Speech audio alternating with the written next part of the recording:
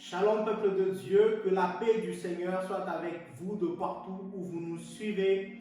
Nous sommes dans notre enseignement sur la croissance spirituelle et très rapidement nous allons commencer. Je nous propose un texte, Luc 1, 80. Nous lisons au nom de Jésus. Et l'enfant croissait, se fortifiait en esprit. Et il fit dans le désert jusqu'au jour de sa manifestation à Israël. Ce qui m'intéresse, c'est le premier strophe. L'enfant croissait et s'est fortifié en esprit. On nous parle de Jésus. Et on dit que Jésus est en train de grandir. La croissance, c'est grandir. Et il s'est fortifié en esprit. C'est de là même qu'est tiré notre thème, la croissance spirituelle. C'est que même Jésus a connu cette croissance spirituelle. Et c'est quoi d'abord une croissance? La croissance, c'est l'effet de grandir. Grandir. Et grandir, c'est quitter d'un niveau à un autre. Vous verrez cela lorsque un enfant vient au monde et vous allez constater son évolution après 5 ans, après 10 ans. Vous allez comprendre qu'il n'est plus le même que le bébé qu'on a connu. Et c'est ça qu'on appelle croissance.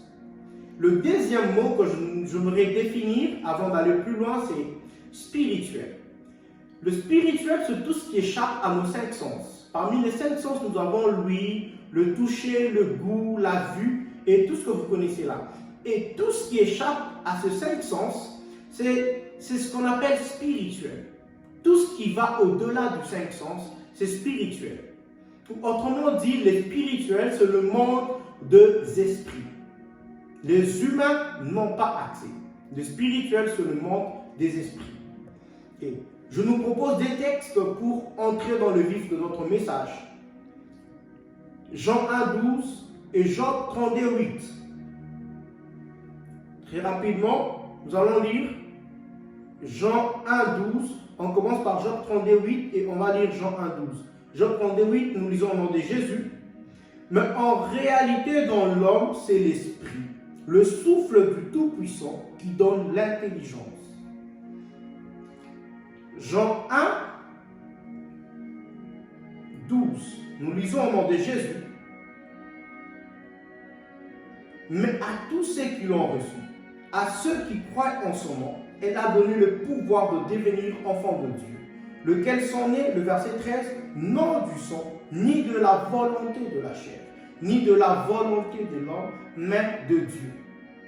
Là, on nous parle de la nouvelle naissance. Et j'aimerais signifier quelque chose, que la nouvelle naissance n'est pas quelque chose de charnel. La nouvelle naissance, c'est quelque chose de spirituel. Pourquoi spirituel? Parce qu'elle ne touche pas notre chair, mais elle touche la personne intérieure. Et qui est cette personne intérieure? Le livre de Job nous le dit clairement, c'est l'esprit qui est en nous. Car en vérité dans l'homme, c'est l'esprit. En réalité dans l'homme, c'est l'esprit.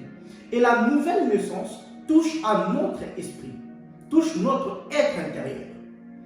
Donc, le fait de donner sa vie au Seigneur, directement, on devient un homme spirituel. Mais avant d'aller plus loin, j'aimerais donner 2 vérités. Dans la première, et le monde spirituel est plus réel que le monde physique. Ça, c'est la première vérité. Le monde spirituel est plus réel que le monde physique. La deuxième vérité, c'est que le monde spirituel domine et commande le monde physique. Ça, c'est important. Le monde spirituel domine et commande le monde physique. Je vous donne un exemple pour illustrer ce que je suis en train de dire. Lorsque vous prenez un miroir, vous vous mirez. C'est votre reflet qui apparaît, sans rien ajouter, sans rien enlever. C'est tout vous, comme vous vous voyez. Mais il peut arriver que vous ayez une tache sur le visage. Pour enlever cette tache, vous n'allez pas l'enlever dans le miroir. Ça ne va pas quitter, peu importe ce que vous allez faire. Vous devez l'enlever sur votre peau. Et automatiquement, dans le miroir, c'est là aussi va quitter. Donc, le miroir, je le liste comme le monde physique et nous comme le monde spirituel. Lorsque vous avez des choses, des problèmes à régler, vous cherchez la solution, ne cherchez pour cela dans le monde physique. Sachant que le monde physique est commandé par le monde spirituel, trouvez la solution dans le monde spirituel. Et ainsi, le monde physique va obéir à ce qui s'est fait dans le monde spirituel. Et ça, ce sont les deux vérités que j'aimerais que vous compreniez. Et vous devez aussi comprendre une chose que j'ajoute, c'est que l'homme vit en grande partie dans le monde spirituel. Pourquoi je le dis? Parce que le vrai nous, c'est l'esprit qui en nous. Et l'esprit, comme je l'ai dit, son champ d'action, son milieu d'action, c'est le monde spirituel. Donc, si en réalité dans l'homme c'est l'esprit, c'est qu'une grande partie de notre vie se passe dans le monde spirituel. C'est une vérité, je voudrais qu'on retienne. Mais très rapidement, je vais nous proposer un autre texte sur Jean 4, le verset 24. Jean 4, le verset 24. Nous lisons au nom de Jésus. Dieu est esprit, et il faut que ceux qui l'adorent en esprit et en vérité. La Bible dit, Dieu est esprit, et il faut que ceux qui l'adorent en esprit et en vérité. Quand on dit il faut, c'est que c'est une obligation. On ne peut pas servir Dieu tout en étant dans la chair. Il faut que notre adoration, notre service pour le Seigneur soit fait en esprit.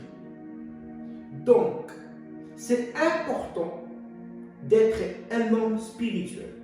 Le service de Dieu est spirituel. Pour servir Dieu, il faut être un homme spirituel. Tu ne peux pas servir Dieu si tu n'es pas spirituel.